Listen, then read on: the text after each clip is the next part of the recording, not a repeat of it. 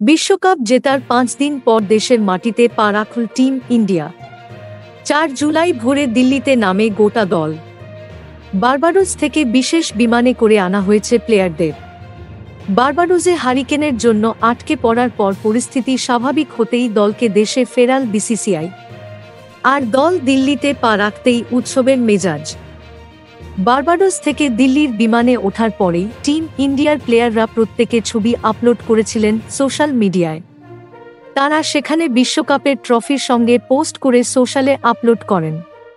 এরপর ৪ তারিখ সকালে দিল্লিতে নামে টিম ইন্ডিয়া।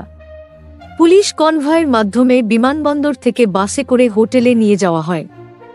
দিল্লির আইটিসি মৌর্যকে রাখা হয়েছে প্লেয়ারদের। হোটেলে পৌঁছে বাস থেকে টিম নামার সময় রোহিত শর্মা ট্রফি হাতে নিয়ে নামেন এবং সমর্থকদের দিকে ট্রফি তুলে ধরেন। এদিন হোটেলের বাইরে ভিড় জমান সমর্থকরা। ছোট থেকে বড় সব বয়সের সমর্থকরা ভিড় করেন হোটেলের বাইরে।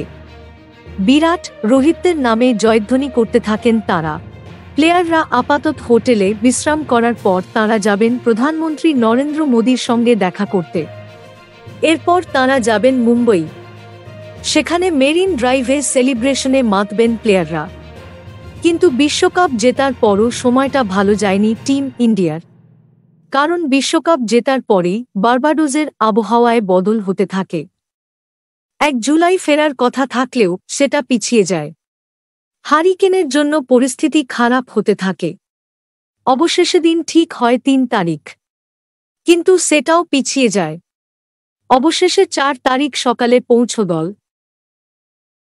Thank you so much for watching. Subscribe our channel and press the bell icon for more updates.